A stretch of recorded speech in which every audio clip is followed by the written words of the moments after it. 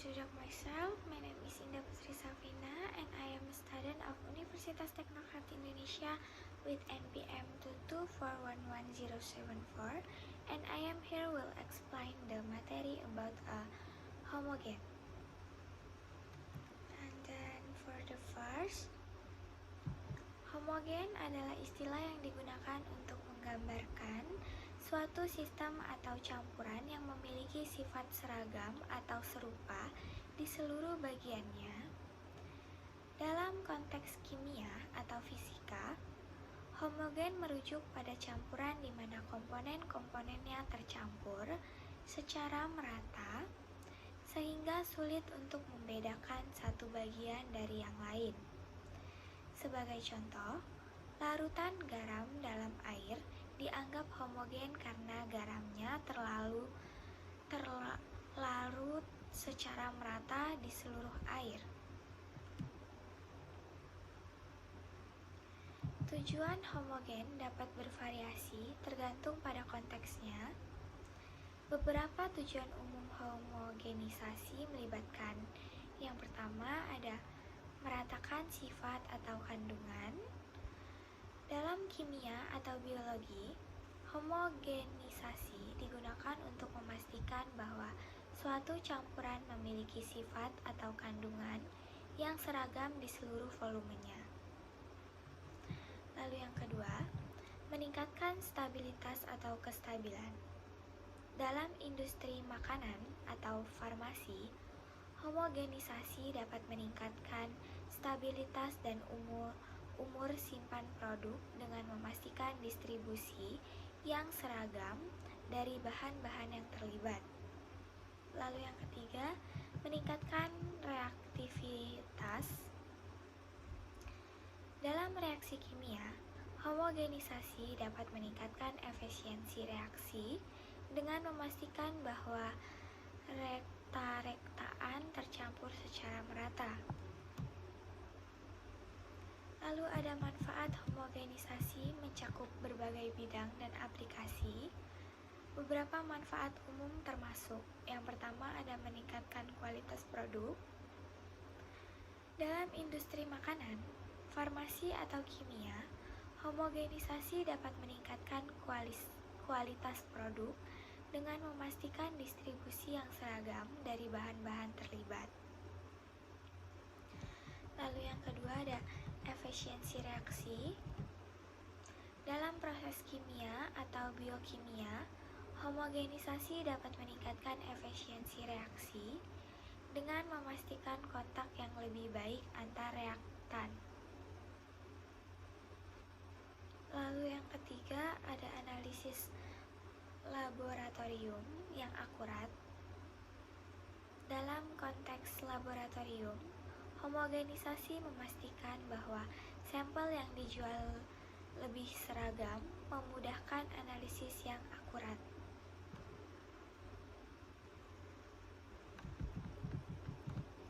Lalu ada kelebihan homogenisasi, melibatkan sejumlah aspek positif terkait dengan pembentukan campuran atau sistem yang seragam. Beberapa kelebihan homogenisasi termasuk yang pertama ada distribusi yang merata. Homogenisasi memastikan bahwa komponen-komponen suatu campuran terdistribusi secara merata di seluruh sistem, menghasilkan hasil yang seragam. Lalu yang kedua ada peningkatan kestabilan, menciptakan stabilitas dalam campuran, menghindari pemisahan fase atau sedimentasi yang mungkin terjadi pada campuran yang tidak homogen. Lalu yang ketiga ada efisiensi proses. Dalam industri, homogenisasi dapat meningkatkan efisiensi proses produksi dengan menciptakan bahan yang lebih mudah diolah. Lalu yang berikutnya ada meskipun homogenisasi memiliki banyak kelebihan, ada juga beberapa kekurangan yang perlu diperhatikan. Yang pertama ada kerusakan struktural. Proses homogenisasi yang agresif terutama pada tingkat energi yang tinggi, dapat menyebabkan kerusakan struktural pada beberapa materi atau produk. Yang kedua, peningkatan energi yang dibutuhkan. Beberapa metode homogenisasi memerlukan penggunaan energi tambahan yang dapat menjadi faktor biaya dan keberlanjutan.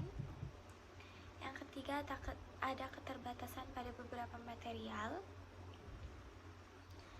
Beberapa material mungkin sulit untuk dihomogenkan, dan proses ini mungkin tidak cocok untuk semua jenis bahan.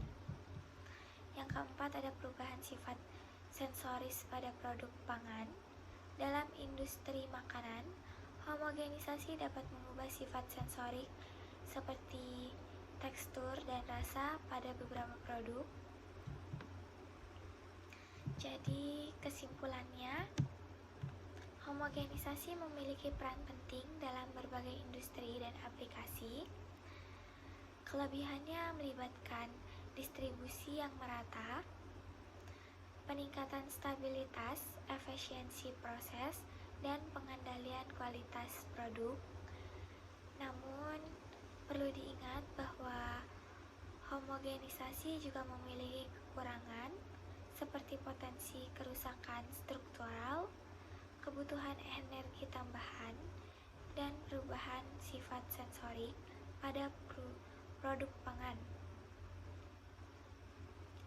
Pemilihan metode homogenisasi yang sesuai dan pemahaman mendalam terhadap karakteristik material sangat penting untuk mengoptimalkan manfaat homogenisasi sambil meminimalkan kekurangannya.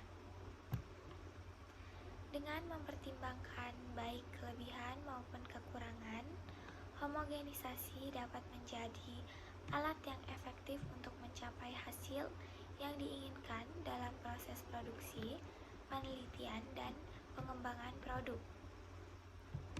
Dalam penutup presentasi, penting untuk merangkum poin-poin kunci dan memberikan kesan yang kuat. Berikut contoh penutup. Dengan demikian, homogenisasi tidak hanya menghindarkan keseragaman dalam mencangkup bahan, tetapi juga membuat pintu bagi peningkatan kualitas, efisiensi proses, dan stabilitas produk. Meskipun memiliki tantangan, pemahaman mendalam tentang metode homogenisasi dan kebutuhan spesifikasi kita dapat menjadi kunci keberhasilan. Mari kita terus menjelajahi inovasi dan penerapan teknologi homogenisasi untuk mencapai pencapaian luar biasa dalam pengembangan produk dan industri. Maybe that's all I can say about this materi. Thank you for watching and see you in the next materi.